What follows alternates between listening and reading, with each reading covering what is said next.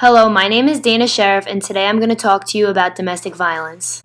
The definition of domestic violence is a pattern of abusive behavior in any relationship that is used by one partner to gain or maintain control of another intimate partner. Although it is called domestic violence, in some cases there is no physical violence at all. The scope is far more reaching than just a black eye. Words can have the same impact as a fist. The National Domestic Violence Hotline uses this power and control wheel to describe most accurately what occurs in abusive relationships. Before I go into more detail about the different kinds of domestic violence, I wanted to address how this problem has become an issue that the entire world faces. Domestic violence remains a major problem for women in developing countries. This graph shows the statistics on 6 developing countries. The percentages of women who respond yes to these questions seems to always be higher than the percentage of women who say no. A study in India found that 42% of female respondents reported experiencing some type of violence, with 29% reporting physical violence and 69% reporting psychological abuse. Physical domestic violence consists of hitting, kicking, scratching, strangling, or physical restraining of a partner against their will. But not only women in India report these violent acts. It seems that overall, at least 1 out of every 3 women around the world have been beaten in their lifetime. The next type is sexual domestic violence. It can be a form of physical domestic violence, but it is put in its own category by itself because it can include both physical and non-physical components. It can involve rape or other forced sexual acts. Regarding the 6 developing countries mentioned in the graph earlier, researchers also asked women about their experience of domestic violence throughout their adult lives. The percentages of women who said an intimate partner had sexually abused them were as following.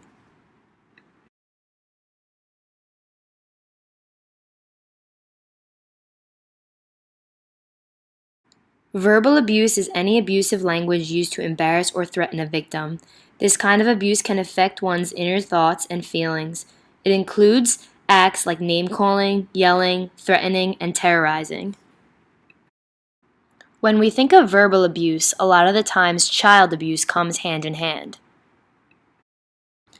A study done by scholar Manas Akhmatov concluded that 53% of children aged between 2 and 14 years in African countries experience large amounts of verbal abuse, the highest being in Cameroon with 86% of children experiencing this kind of abuse. According to the Amend Workbook for Ending Violent Behavior, emotional abuse is any behavior that exploits another's vulnerability, insecurity, or character. Insulting or criticizing to undermine the victim's self-confidence is an example, as well as using actions, statements, or gestures to attack the victim's self-esteem. Emotional abuse is often talked about regarding intimate relationships, and it's true that relationships between romantic partners are one of the most common settings for this form of abuse to occur. Findings from the National Intimate Partner and Sexual Violence Survey reported that 80% of people in an intimate relationship have experienced this kind of abuse at least once. Although domestic violence occurs more often with women, some cases are still present regarding men. The statistic posted by the CDC reads, worldwide, men who are exposed to domestic violence as children are 3 to 4 times more likely to perpetuate intimate partner violence as adults. A lot of times domestic violence occurs without punishment in developing countries because there's either no laws against it or because it is socially acceptable. For example, in Nicaragua, 32% of women say it is acceptable for a husband to beat his wife if he suspects that she has been cheating on him. A study on domestic violence in India found that among the women who reported violence, 29% had never received medical care and 10% had never told a health worker about being abused. Only 5% of women reported speaking to a health worker about their problems and violence at home. In Asia, many women believed that they would bring shame upon themselves, their families, and their communities by disclosing their abusive situation to a medical provider.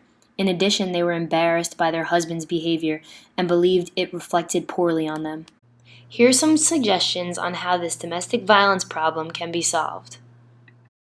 Seek counseling, call the police, leave your home, get support of friends and family, educate yourself about the cycle of violence, or make a safety plan. Researchers in Pakistan came up with a couple ideas that they believe will help lower the rates of domestic violence.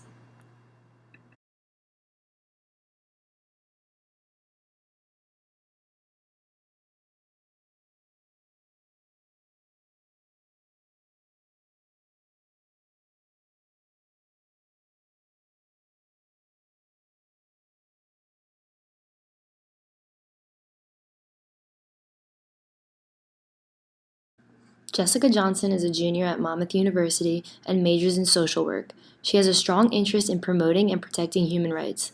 I was able to interview her on the subject of domestic violence in developing countries, and these were her responses. The first question I asked was, what do you think is the best way to help end domestic violence in developing countries?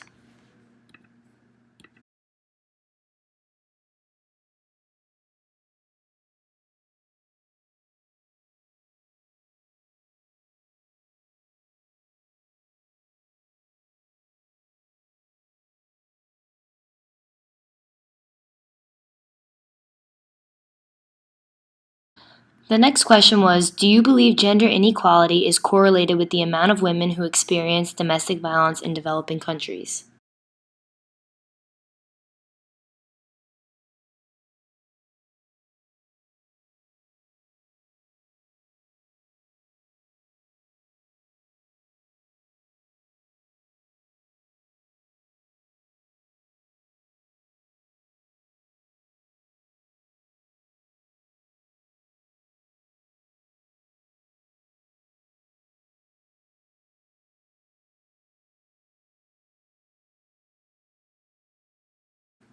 And the last question I asked was, how can the United States provide guidance for victims in these developing countries that experience domestic violence?